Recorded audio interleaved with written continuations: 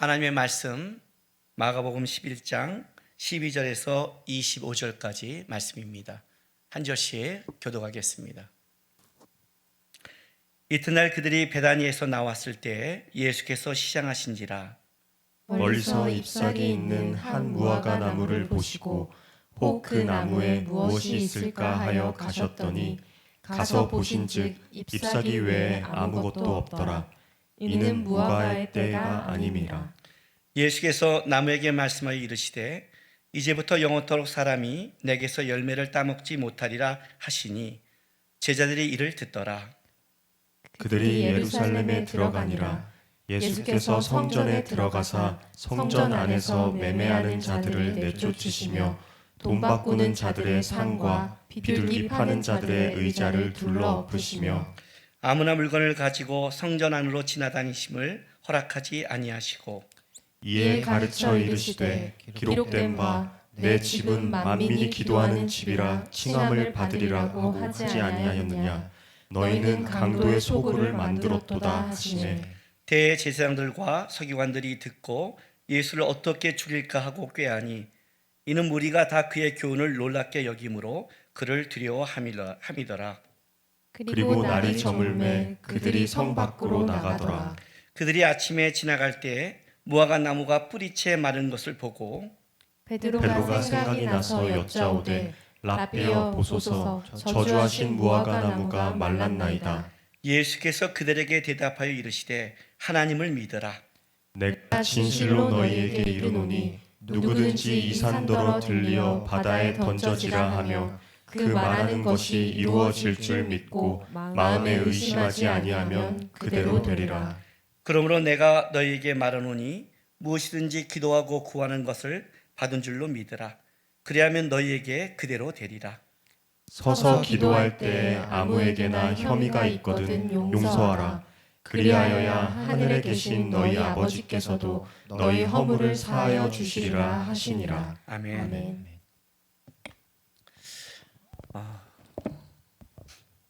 예수님께서 마지막 이제 고난 중환을 가면서 제자들에게 이렇게 시청각 교육으로 하신 메시지가 담긴 내용입니다. 먼저 예루살렘 성을 둘러보시고 성전을 가서 살펴보시고 그리고 이제 그 다음에 월요일날 성전에 가시면서 무화과 나무가 잎사귀와 무화과 나무 속에 무슨 열매가 있을까에 가서 봐서 없으니까 거기를 저주하시고 그리고 이제 성전 청결을 하시고 그리고 나서 그 다음날 또 나와서 가시는데 베드로가 보고 예수님께서 저주한 무화과 나무가 말랐습니다 하니까 예수님께서 쭉 해준 말씀이 25절까지의 말씀입니다. 이 말씀은 굉장히 중요한 말씀이죠. 왜냐하면 이제부터 이 고난주간의 말씀은 예수님의 마지막 유언과 같은 말씀이죠. 특별히 오늘 여기 화요일은 예수님께서 가장 많이 그 말씀을 이야기한 날입니다. 그리고 수요일 날 쉬시고 목요일 날은 이제 십자가를 지시기 위해 본격적으로 하신 날이 세족식부터 겟세마네 동산 그게 이제 목요일부터 있는 날이죠. 그러면 예수님께서 제자들에게 이 땅 사람들에게 마지막으로 가장 그 가르치고 싶은 진수가 쭉 흘러나온 그 엑기스가 사실은 이 화요일에 있는 겁니다. 근데 그 시작이 무화과 나무를 저주하는 것을 갖고 시작하는 겁니다. 이 특별히 그 마태와 누가와 다르게 이 마가는 그 이 무화과 나무의 저주 사건을 날짜를 나눠서 그 사이에 성전을 넣고 이렇게 앞뒤로 설명했다고 그랬습니다. 이 말은 이 무화과 나무의 사건이 성전과 연결된 사건이라고 그랬어요. 그래서 성전의 그 종교적인 행사, 잎사귀가 무성한 그 행사는 있지만 실제는 뭐예요? 열매가 없는 그 성전이 됐다고 설명하는 겁니다. 그걸로 그냥 성전 청결로 끝난 게 아니라 이 무화과 나무의 사건이 더 깊은 메시지가 있는 거죠. 이게 무슨 말이냐면 그냥 성전에 갔더니 니는 종교 생활만 무서운 거 신앙은 없어. 얘는 끝이야. 이렇게 끝나버리면 아무것도 아니잖아요. 그러면 진짜 하나님이 원하는 게 뭔가? 예수님이 원하는 게 뭔가? 그들도 분명히 제사를 드렸고 하나님 앞에 나와 열심히 기도를 했는데 그게 잎사귀만 무성한 아무것도 아닌 것 같다면 진짜 하나님이 받는 열매 있는 신앙은 무엇일까? 이제 그게 중요한 거예요. 마가는 이 부분을 나눠서 계속해서 같이 이렇게 설명하며 끌고 오는 겁니다. 그게 이제 오늘 그 사건이에요. 그 전에 여러분이 한번 그 전에 들었던 말씀을 생각하면서 한번 생각해 보세요. 베드로가 지나가다가 뿌리채 마른 무화과 나무를 봤습니다. 그리고 예수님께 예수님, 어저께 저주했던 무화과 나무가 뿌리채 말랐습니다 라고 대답을 했어요. 이거는 예수님이 의도적으로 골로 지나간 거죠. 지나가니까 베드로가 그 사건을 보고 얘기한 거죠. 예수님이 의도적으로 시청자격으로 하는 거고요. 가르치고 싶은 게 있으니까. 여러분이라면 뭐라고 대답하겠습니까? 뭐라고 생각하겠습니까? 오늘 이제 이 대답이 이렇게 나갑니다. 하나님을 믿으라 라고 이제 얘기하고 들어가는 거예요. 누가복음에 예수님께서 성전에 들어가서 성전 청결을 하고 뭘 하시냐면 사람들에게 말씀을 가르칩니다. 성전 안에 있어야 될 거는 장사의 소홀이 아니라 말씀이 있어야 되는 거죠. 마태는 그 성전을 청결하고 나서 거기서 이적을 베풀고 회복을 시켜주고 그리고 어린아이의 찬송이 흘러나옵니다. 교회 안에서 말씀을 듣습니다. 교회 안에서 찬송을 합니다. 교회 안에서 회복과 역사가 있습니다. 그게 무엇 위에 있는 걸까요?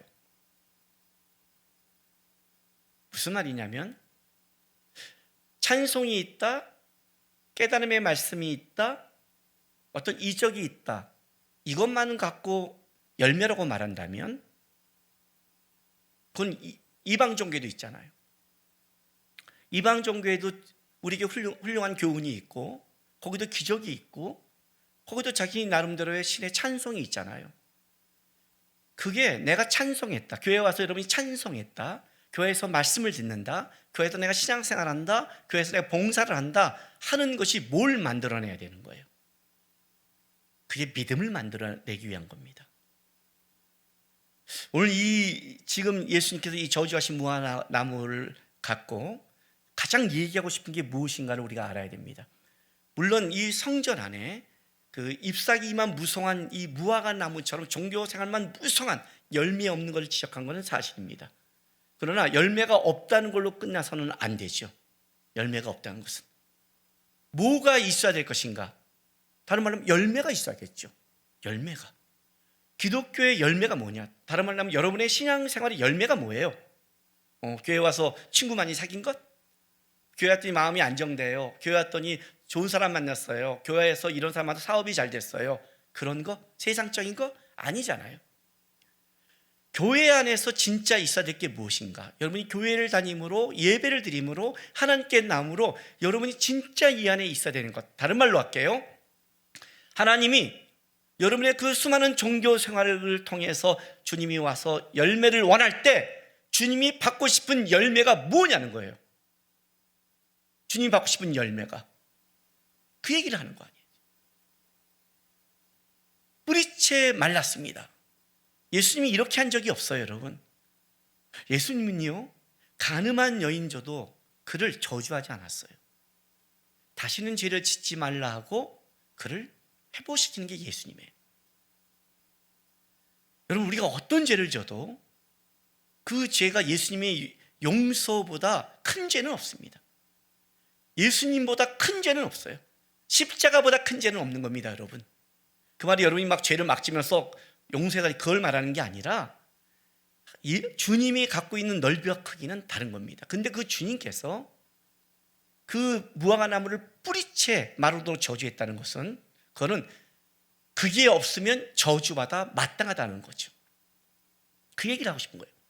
거기를 지나가는 겁니다. 베드로가 봤습니다. 우리 베드로는 항상 이럴 때는 또 예수님의 마음을 흡족하게 하죠. 빨리 대응해 주니까 항상. 근데 이 말은 좋은 거예요. 왜냐하면 베드로가 전날 예수님의 행동에 대해 머리에 남고 있다는 뜻인 겁니다. 보고 물었습니다. 선생님, 예수님, 저주한 무화과 나무가 뿌리채 말랐습니다. 자, 뿌리채 말랐습니다가 뭐죠? 회복이 불가능합니다. 다시는 열매 맺을 수 없습니다를 얘기한 거잖아요. 그럼 이제 이렇게 대답을 해야 돼요. 보통 사람의 대답은 내가 왜 저 무화과 나무를 뿌리채 마르게 한 줄 알아? 이렇게 대답을 설명을 해야 되는데 예수님은 그걸 설명하지 않아요. 이렇게 설명을 해요. 하나님을 믿어라. 하나님을 믿어라. 자, 그러면 이렇게 되는 거예요. 믿음이 열매라면, 그 믿음이 없다면 어떻게 되죠? 뿌리채 마르는 거예요. 뿌리채 마르는 거예요. 오늘 이 다음에 예수님이 이걸 이렇게 설명해 갑니다. 보세요. 자, 21절, 22절, 23절 쭉 읽어줄게요. 베드로가 생각이 나서 여짜오되 라비여 보소서, 저주하신 무화과 나무가 말랐나이다. 예수께서 그들에게 대답하여 이르시되 하나님을 믿어라. 내가 진실로 너희에게 이르노니 누구든지 이 산더러 들리어 바다에 던져지라 하며 그 말하는 것이 이루어질 줄 믿고 마음에 의심하지 아니하면 그대로 되리라. 이렇게 말하는 거예요. 우리 많이 들었던 말이죠. 일단은 이 현장에서 이 산은 감람산입니다. 예수님이 지금 그 예루살렘의 성을 지나가는 거니까 여기는 감람산이죠. 그죠? 그리고 바다는 어딜까요? 사해죠. 사해죠. 옛날에 이제 우리 청년들과 같이 이제 어디 동해를 한번 놀러 간 적이 있었어요. 동해를 다 가고 하는데 뒤에는 설악산이 보이고 앞에는 바다가 보이는 거예요. 이제 우리 가면서 누가 그러는 거예요. 야, 저 바다 저 속에 진짜 저 설악산을 향해서 바다로 가라 그러면 갈까요? 그래서 우리가 믿음이 적은 자야 그랬죠. 그랬더니 저한테 그런가 그러면 믿음 있는 분이 해보세요. 그러길래 내가 나는 믿음이 있어서 안 해. 그리고 끝냈어요. 만약 내가 그때 말했으면 저 설악산이 옮겨졌겠죠. 다 웃고 있죠. 안 믿고 비웃고 있죠. 예. 지금 예배 중에 나를 앞에서 도와주고 있는 청년들이 비웃고 있어요. 지금요. 눈은 걷다 두지 않지만 흥 하는 소리가 제가 지금 들었습니다. 우리가 이제 이런 식으로 이걸 접근하는 거지요. 진짜 이걸 듣고 얼마나 제자는 황당했을까요? 이 감람산이 사해로? 이 감람산이 사해로 가는 게 너가 믿음이 있다면? 예, 이 말이 무슨 말일까요? 이게 무슨 말일까요, 여러분? 이 말은 여기서만 나온 게 아니죠. 이 산이 들리요. 자, 마태복음 17장 가겠습니다.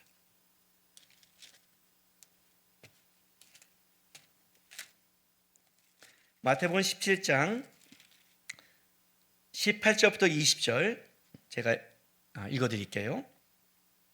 이에 예수께서 꾸짖으시니 귀신이 나가고 아이가 그때부터 나으니라. 이때에 제자들이 조용히 예수께 나와 이르되 우리는 어찌하여 쫓아내지 못하였나이까. 이르시되 너희 믿음이 작은 까닭이니라. 진실로 너희에게 이르노니 만일 너희에게 믿음이 겨자씨 하나만큼만 있어도 이 산을 명하여 여기서 저기로 옮겨지라 하면 옮겨질 것이요 또 너희가 못할 것이 없으리라. 이때도 이 말씀하세요. 변화산을 산상에서 예수님이 내려왔는데 제자들이 남아있는 제자들이 귀신을 쫓는데 못 쫓고 있어요. 그들이 귀신을 쫓을 때는 믿음이 있었겠죠. 그죠? 예수님을 따라하면서 봤으니까 할만하니까 덤볐을 거란 말이에요. 다른 복음서에서는 기도 외에는 이런 게 나가지 않는다고 했어요. 그러나 어쨌든 기도도 했을 거예요. 믿음 갖고 갔어요. 그런데 안 됐어요. 근데 예수님께서 이렇게 말하는 거예요. 너가 겨자씨 하나일 만한 믿음이 있다면, 그렇다면 이때 제자들의 마음속에 겨자씨 하나일 만한 믿음이 있는 거예요? 없는 거예요? 없는 거죠. 이 말은 무슨 말이냐면 믿음이란 요만큼에서 뭐 30은 안 돼 귀신을 쫓고 뭐 50은 뭐 자동차를 옮기고 100은 산을 옮기고 하는 그런 걸 말하는 게 아니에요. 믿음의 질은 겨자씨 하나만 있어도 역사가 있다는 거예요.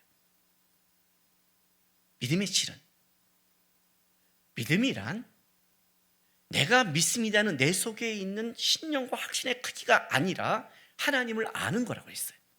이런 것 같아요. 자, 보세요. 이런 것 같아요. 제가 지금 재정적으로 너무 힘들어하고 있어요. 너무 빚을 졌어요. 인력 정도가 필요하다고 생각해 봐요. 그런데 내 옆에 있는 그 목사들이 무슨 도움이 되겠어요? 기도해 줄게요. 별로 도움이 안 돼요. 다 그런 기도는. 그런데 누가 와서 누가 도와준대요. 목사님 소식을 알고 누가 돈을 도와준대요. 누가? 빌 게이츠가요. 내가 아는 그 빌 게이츠, 미국에, 그 빌 게이츠가 도와준대요. 나는 빌 게이츠가 어떤 생각을 하고서 어떤 생각을 잘 몰라요. 그냥 뉴스에서 들은 것, 그냥 이야기에서 들은 것 정도지 인격적으로 만나지거나 얼마큼 그 사람의 크기도 못 알아요. 그러나 저는 한 가지는 알아요. 빌 게이츠가 돈이 많다는 걸 알아요. 빌 게이츠가 날 돕는다고 딱 그 얘기가 듣는 순간에 나는 어떻게 돼요? 안심을 하는 거죠. 왜? 알고 있으니까. 만수르가 돕는데요. 만수르. 나는 알아요, 만수르가. 돈 많다는 걸. 어떻게 그 사람이 내 이야기를 듣지 못지만 그 사람이 날 돕는다는 그 얘기를 듣는 순간 어떻게 돼요? 해결됐다. 도저히 할 만한 그 사람한테 아는 게 없어요, 저는요. 빌 게이츠에 대해서, 만수르에 대해서. 그러나 그가 어떤 자는 걸 아니까 어떻게 돼요? 끝났어, 이 문제는. 이해가 돼요?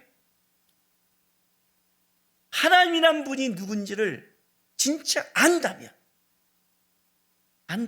빌 게이츠보다 영향력이 있고 빌 게이츠보다 돈이 많고 어떤 사람보다 능력이 있는 걸 안다면 내가 수술에 걸려서 고칠 게 없는데 이 시대의 최고의 명의가 해준대요. 그러면 안심하잖아요. 근데 내 삶 속에 누구보다 모든 거에 전문가 되신 하나님이라는 분을 안다면, 그렇다면 어떻게 돼요? 안심하는 거죠. 하나님을 안다면. 그래 겨자씨 나오는 거예요. 이거는 그사 빌 게이츠에 대해서 얼마큼 30% 50% 100% 아느냐 그런 문제가 아니에요, 여러분. 진짜 그가 누구인지를 안다면 어떻게 돼요? 그분이 누구예요? 하나님이란 이 산을 명하여 바다로 빠질 수 있는 능력이 있다. 불가능을 가능케 하는 분이 하나님이다. 다른 말로 할게요. 기적을 일으킬 수 있는 분이 하나님이다. 이건 기적이잖아요. 불가능이잖아요. 빛이 있으라 말씀하심에 세상에 빛이 있었고 이걸 믿는데 이 산이 옮기는 걸 왜 못 믿어요? 그 얘기를 하는 거예요. 너 안에 하나님을 아는 것, 진짜 너희가 하나님을 알고 있다면 어떻게 돼요? 열매가 없을 수 없다는 거예요. 열매가 없을 수 없어요. 그건 거짓말이라는 거죠. 나는 하나님을 알아, 나는 하나님을 믿어 하면서 잎사귀만 풍성한다면, 그리고 그 안에 진짜 열매가 없다면 그거는 뭐예요? 그게 종교생활이고 가짜라는 거죠. 이 성전 안에 있어야 될 게 뭐예요, 여러분? 성전에서 주님이 받고 싶은 게 뭐예요? 그들이 와서 제사 드리고 그들이 와서 기도하고 그들이 와서 신앙생활 할 때 거기서 주님이 받고 싶은 게 뭐예요? 뭐이겠어요? 그들이 믿음 아니에요, 믿음. 하나님은 살아계셔, 하나님은 역사하셔, 하나님은 주인이셔, 하나님 앞에 모든 생사복이 있어. 그거 아니에요. 그게 사라진다면 이건 성전이 아니죠. 이거는 세상 사람이 갖고 있는 놀이터에 불과한 거잖아요. 지금 성전이 놀이터가 됐다는 거예요. 그 얘기를 하고 싶은 거예요. 열매가 없다. 어떤 열매? 하나님을 아는 열매. 하나님을 알려고 하는 사람이 없다. 하나님을 알고 돌아간 자가 없다. 하나님을 믿으라. 하나님을 알아라. 하나님을 알아야 하나님 앞에 쓰죠. 여러분, 믿음이 기적을 만들어내요. 믿음이 기적을 만드는 게 무슨 말인지 아세요? 하나님만이 모든 것을 끌어간다는 걸 알고 있는 거예요. 기적이란 우리 편에서 기적이죠. 우리가 이루지 못한 것을 우리는 기적이라고 하지만 하나님 편에서는 기적이 아니죠. 제가 한번 얘기했을 거예요. 제가 그 신학교 다닐 때 신론 시간에 교수님이 한 그 말씀이 평생 마음이 간다고요. 기적이란 현대의 과학으로는 할 수 없는 거지만 미래의 과학으로는 할 수 있는 것이다. 500년 전에 비행기가 나는 것은 기적이지만 오늘날은 과학이죠. 우리에게 산을 옮기는 건 기적이지만 하나님 편은 과학이죠. 나는 그 하나님을 알고 있습니다는 거예요. 그렇다면 산을 옮기는 게 뭐예요? 하나님 안에서는 모든 것이 가능한 것을 나는 알고 있습니다. 그게 있어야 되는 거예요. 그러면서 이렇게 말을 해요. 보세요. 자, 24절 25절 보세요. 그러므로, 그죠?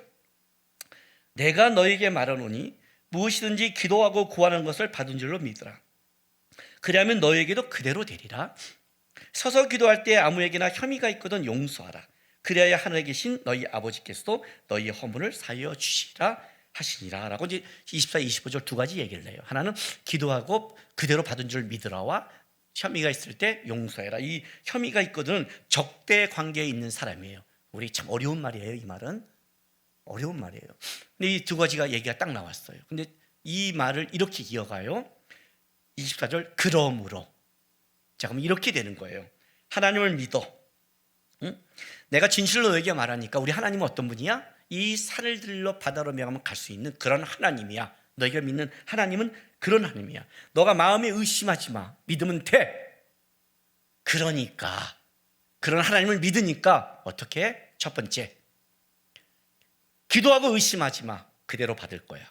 두 번째, 아무나 사람의 혐의가 있거든 원수 적대 관계에 있는 사람을 용서해. 그럼 너도 하나님의 용서를 드릴 거야. 이렇게 대답하는 거예요. 자, 어렵죠? 이제부터. 그럼 이제 우리는 머리가 돌아가는 거예요. 진짜? 그럼 이렇게 되는 거죠. 하나님, 나 저 남자 찍었어요. 결혼시켜주세요. 그렇죠? 하나님, 이번에 주식 샜어요. 올려주세요. 대박나게. 하나님, 아파트 사주세요. 이제 이 모든 게 뭘로 가면 욕심으로 가는 거예요. 그죠? 그럼 이렇게 되는 거예요. 내가 누구 용서 못해. 난 믿음이 없나 봐. 누가 용서하지 않아. 쟤는 믿음이 없어. 이제 이렇게 가는 거죠. 이 두 가지로, 왜 이 두 가지로 갔는지를 아셔야 돼요. 그러므로 했으니까. 자, 봐요. 믿음이, 우리가 믿음으로 살아간다는 것은 세상에 여러분이 딱 여러분 안에 실제적인 문제를 일으키는 건 딱 두 가지밖에 없어요. 그러니까 다른 말로 할게요. 여러분 안에 진짜 필요한 것은 이 두 가지에 다 끝난다는 거예요. 하나는 뭐예요? 여러분이 진짜 갖고 싶어 구하고 싶은 것이죠. 그렇죠? 무엇인도 기도하라. 그대로 받을 것이라니까. 만약 이대로 된다면 여러분은 어떻게 되는 거예요? 다 된 거 아니에요? 여기 직장 가고 싶어요? 이 사람과 결혼하고 싶어요? 저 빌딩 가고 싶어요? 여러분 그런 거 아니에요? 두 번째, 아무리 그렇게 됐다 할지라도 그 사람이 행복한가? 그건 아니에요. 우리 삶 속에 또 하나의 문제가 있어요. 이 또 하나가 해결돼야 돼요. 그게 뭐냐면 그게 사람과의 관계예요. 관계란 말이죠. 제일 힘든 거죠. 그죠? 모든 사람과 화목하게 살 수 있다. 너무 어렵죠. 왜? 예수님조차도 돌을 던져 죽였는데 그렇게 희생하시고 헌신하고 사랑하신 예수님조차도 돌을 던지는데 내가 아무리 양보하고 아무리 해도 저 사람이 그걸 받아줄 실력이 없으면 안 되는 건데 이거 참 어려운 거예요. 그러니까 어떻게 돼요? 우리 관계는 틀어진 관계가 있어요. 틀어지니까 어떻게 하라? 적대 관계 용서하라는 거예요. 내가 용서하는데 용서를 받냐? 그렇지도 않아요. 용서하는데 또 돌 던져. 이거 어떻게 어려운 거죠. 그러나 어쨌든 이 두 가지는 우리가 살아가는 데 있어서 믿음을 갖고 살아가는데 가장 힘든 건 뭐냐면 내가 원하는 것이 원하지 않을 때 어떻게 하는 것인가. 내가 사람과 관계 속에 부닥친 게 어떤 것인가. 이 두 가지가 실제는 믿음과 관계가 있다는 거예요.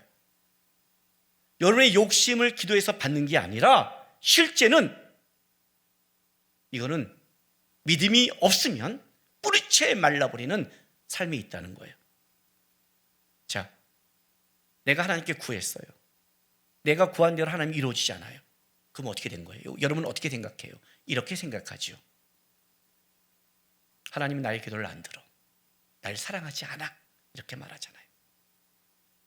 믿음이 있는 사람은 어떻게 해요? 하나님을 아는 사람은 이유가 있을 거야. 뿌리채 안 말라요. 내가 원하는 것을 하지 않는데도 하나님은 들으셨을 거야. 하나님 날 사랑해.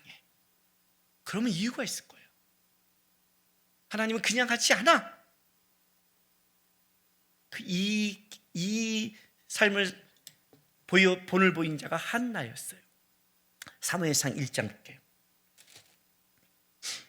사무엘상 1장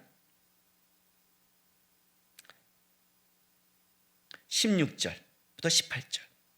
한나가 여호와 앞에서 마음을 통회하고 기도하고 있는데 엘리가 와서 이제 뭐라고 그러잖아요. 그러니까 이제 한나가 이렇게 대답해요. 당신의 여종을 악한 여자로 여기지 마옵소서. 내가 지금까지 말한 것은 나의 원통함과 격분됨이 많기 때문이다 하는지라. 그죠? 그 안에 원통함과 격분됨. 분인나의 공격. 자식이 없는 그 끔찍함을 겪고 있잖아요, 한나가. 근데 하나님 앞에 나와서 기도하는 거잖아요. 그랬더니 엘리가 이렇게 대답해요. 엘리가 대답해 이르되 평안히 가라. 이스라엘의 하나님인 내가 기도하여 구한 것을 허락하시기를 원하노라 하니 이르되 당신의 여정이 당신께 은혜 있기를 원하나이다 하고 가서 먹고 얼굴에 다시는 근심빛이 없더라. 나는 지금 우리로 말하면 이해가 안 가는 거예요. 왜? 엘리는요, 그때 영적으로 무능한 사람이에요, 여러분. 한나가 하나님 앞에 진심으로 기도한 것도 분별하지 못한 사람이었어요. 한나가 얼마나 억울하게 기도했는데 그것조차 알아주지도 않아요. 근데 엘리가 와서 이렇게 말하는 거예요. 너의 기도를 하나님이 들었다. 평안히 가라 그러는데 그 말을 거기서 하나님을 만난 거예요. 엘리의 말을 믿는 게 아니라 하나님이 내 기도를 들었다는 겁니다. 하나님이 내 기도를 들었는데 가서 자녀가 없어요. 그전까지는 자녀가 없으면 피통했고 원통했어요. 자녀가 없으면 분이 나는 계속해서 멸시했을 거예요. 똑같이 멸시했어요. 근데 근심하는 것이 없대요. 왜? 뭐예요? 그 전에 한나의 기도는 물론 자식이 없어 기도해서 왔지만 하나님이 자기의 음성을 들었다는 것을 고백한 순간 그는 자식의 문제가 아니라 하나님이 들었다는 믿음이 생긴 순간 하나님을 믿고 살아갈 수 있는 거예요. 믿음이 없는 자가 어떤 기도를 하는 줄 아세요? 하나님 이거 해주세요. 안 해주면 이걸로 믿음을 시험하는 거예요. 하나님이 계신다면 이것도 안 해줘요. 하나님을 믿는 게 아니라 시험하는 거예요. 그건요. 하나님을 믿는다면 그분이 분명히 내가를 들었다면 이게 없다면 이유가 있을 거예요. 이유가 있을 거예요. 하나님 내 기도를 들었어. 너가 진짜 하나님을 안다면 하나님 앞에 나와 기도하는 자, 하나님 앞에 모든 걸 구한 자의 기도를 하나님이 안 듣는 게 없다는 거예요. 안 듣는 게 없어요. 여러분이 원하는 대로 그걸 받았기 때문에 여러분들은 그걸 갖고 있다 없다를 평가하잖아요. 그죠? 유대인들처럼 표적을 달라, 표적을 보여라. 그게 안 믿는 거잖아요.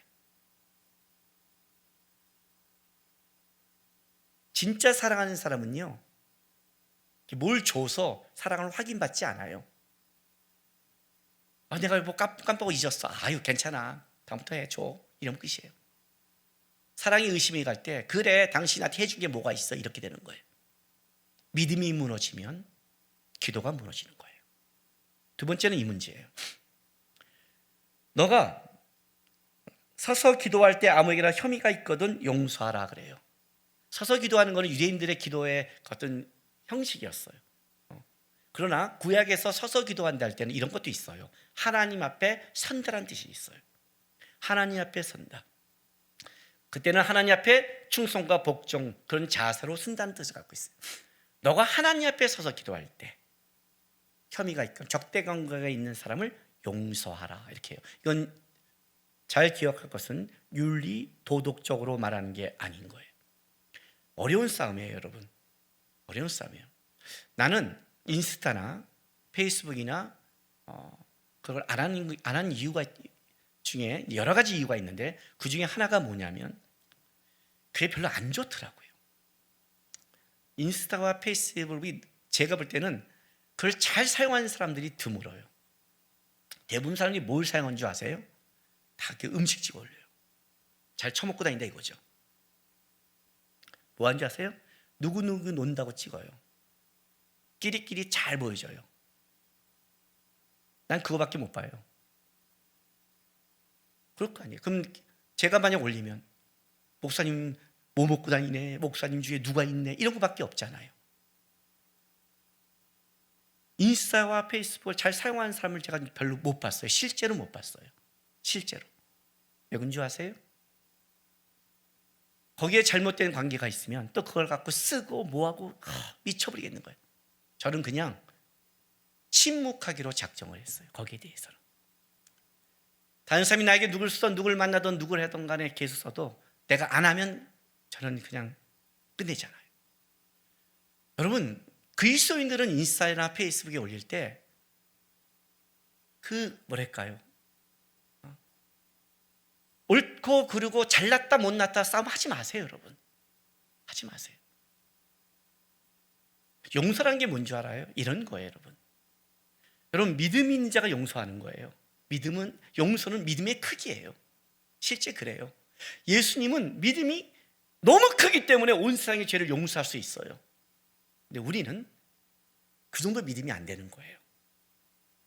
근데 어떤 때 내가 어떤 적대관계가 당했을 때 내 믿음보다 큰 걸 당할 때는 어떻게 돼요? 힘들어요. 힘들게 사시는 거예요. 근데 믿음이, 하나님이 알고 계셔.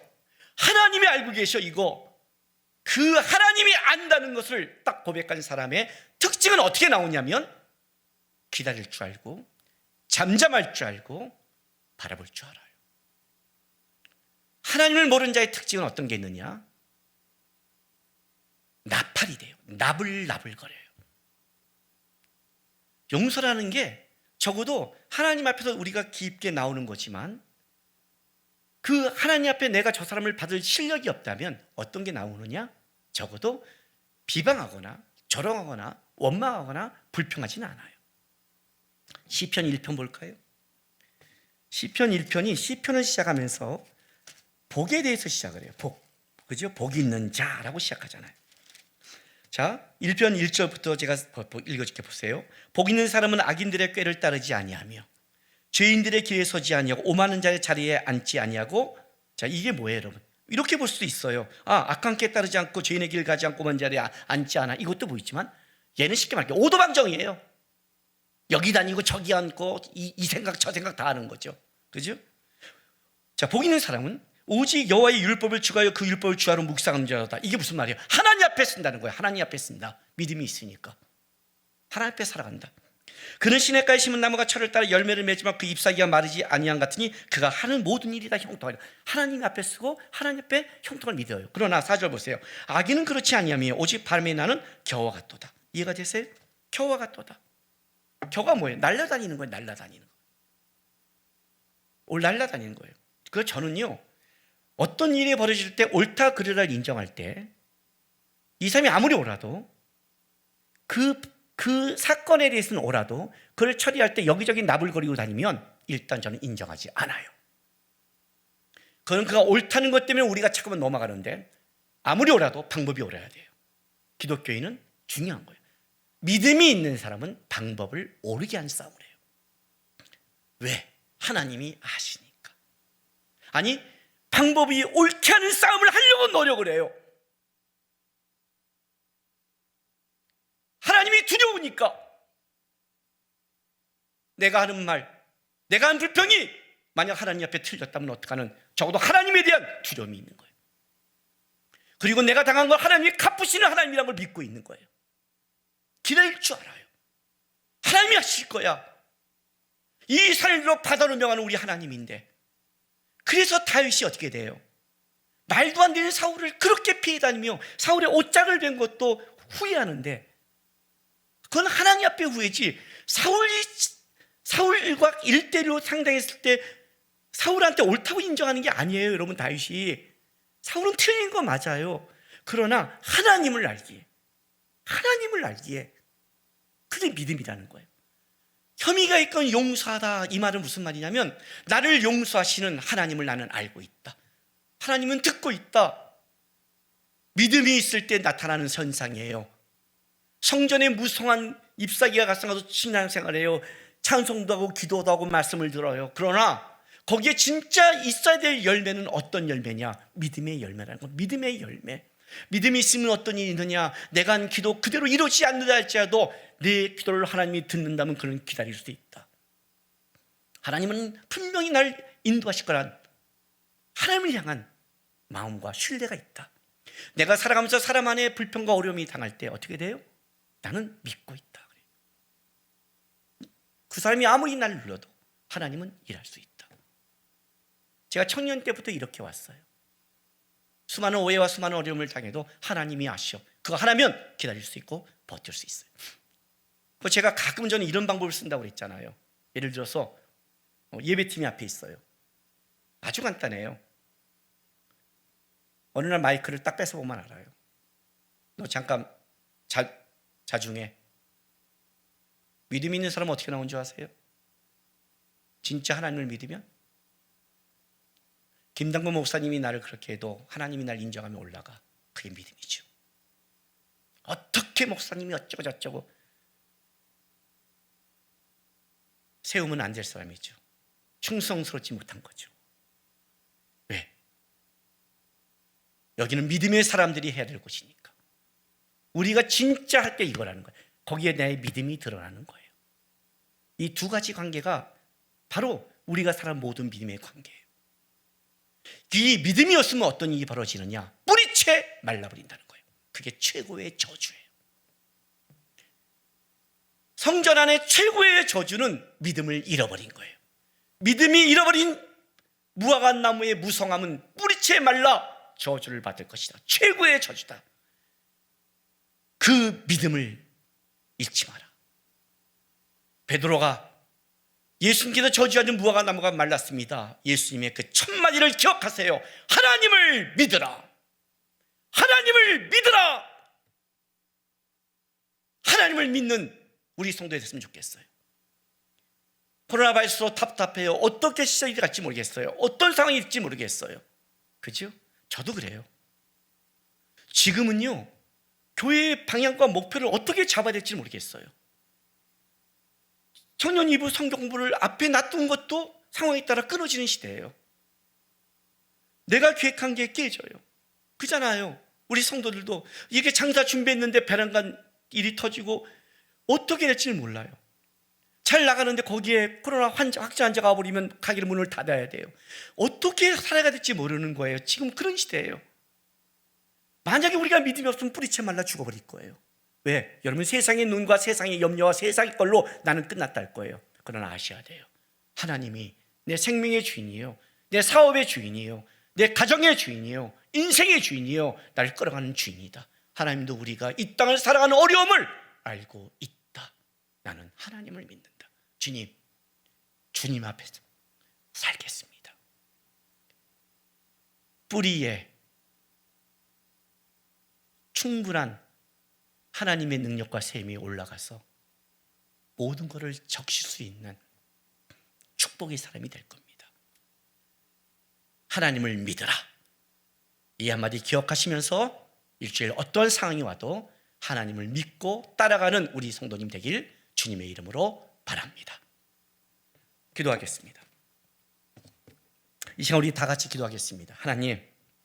하나님 알게 도와주십시오. 하나님을 많이 알게 도와주십시오. 세상 것, 세상의 어려움, 세상의 상황, 내 상황 그것만 많이 아는 그게 아니라 그거를 능히 바꾸시는 우리 하나님 바라보면서 내 입술이 세상의 불평보다 찬송과 기도로 하나님 앞에 더 나아갈 수 있는 믿음의 삶을 살아가는 제가 되게 해달라고 우리 시간 다 같이 우리 성도들 기도하며 나가겠습니다. 기도하겠습니다. 거룩하신 우리 아버지 하나님 감사합니다.